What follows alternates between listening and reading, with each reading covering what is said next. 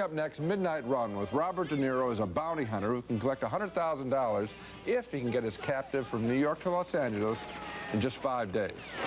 You guys are the dumbest bounty hunters I've ever seen! A Midnight Run, and this one is a real surprise, a cross-country chase picture that's filled not only with action, but also with a lot of humor, and also with some surprisingly tender insights into human nature. The movie stars Robert De Niro as an ex-cop who's become a bounty hunter for a bail bondsman, and as the movie opens, FBI man Yaphet Kotto is warning De Niro off the case. Kotto says the FBI wants De Niro's quarry for itself. I've been working on this Jimmy Serrano thing for about 6 years. Dukas is my shot. I'm going to bring him into federal court.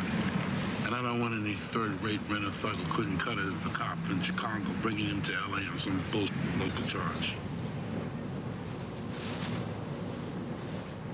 The man they both want to get their hands on is a quiet accountant played by Charles Grodin. He has embezzled $15 million from a Las Vegas mafia boss, played by Dennis Farina, who wants his goons to kill him before the FBI or De Niro can do their job. I thought you told me this guy was going to be on the plane. That's the information we got, Jimmy. That's the information we got. I'm going to tell you something. I want this guy taken out, and I want him taken out fast. You and that other dummy better start getting more personally involved in your work, or I'm going to stab you through the heart with a pencil. Do you understand me? After De Niro captures Grodin in New York, it brings him back cross-country by bus, leading to a shootout in Chicago. The best parts of the movie come as the two men talk to each other during that long journey, getting to know one another. De Niro says he wants to use his reward to open a coffee shop. Grodin, the accountant, has advice on that subject. I have to tell you, a restaurant is a very tricky investment. More than half of them go under within the first 6 months. If I were your accountant, I'd have to strongly advise you against it. You would, huh? Well, you're not my accountant. No, I mean, if I were your accountant... I told you. I took you out here. No, I'm just saying that it's a very, very tricky business, and if I were your accountant, I would really strongly have to advise you against it as an accountant. You're not my accountant. I realize I'm not your accountant. Say if I were your accountant.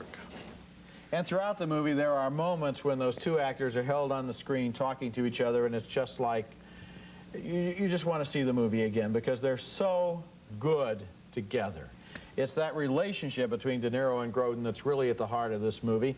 And I was surprised by how much depth and subtlety they found in their characters in what might seem like just another action movie if you only describe the plot. Looking at those two actors working together is a revelation. It's like opening a textbook on how to act in a movie, and they both have a lot of important moments where they don't say anything. Their eyes do the talking.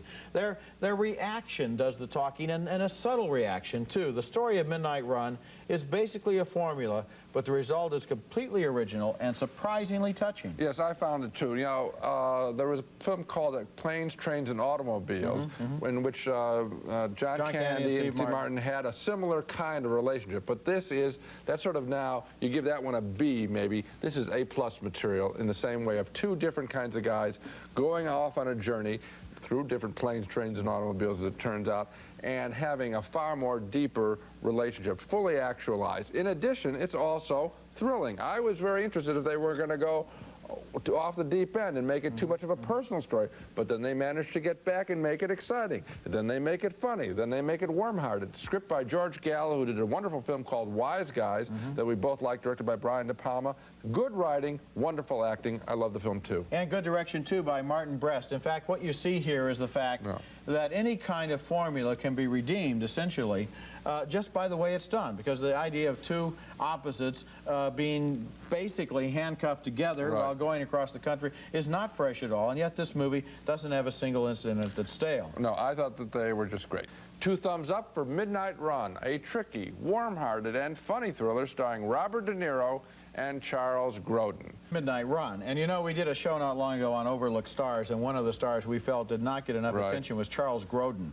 In this movie, he goes one-on-one with Robert De Niro, than whom there is nobody better, and it is a tie. I mean, and the fact that he has the more laid-back character makes it even more of an acting drama. Well, it's just wonderful. And again, I think the point you mentioned about there being silence, acting with silence, if you want to study that, watch Midnight Run.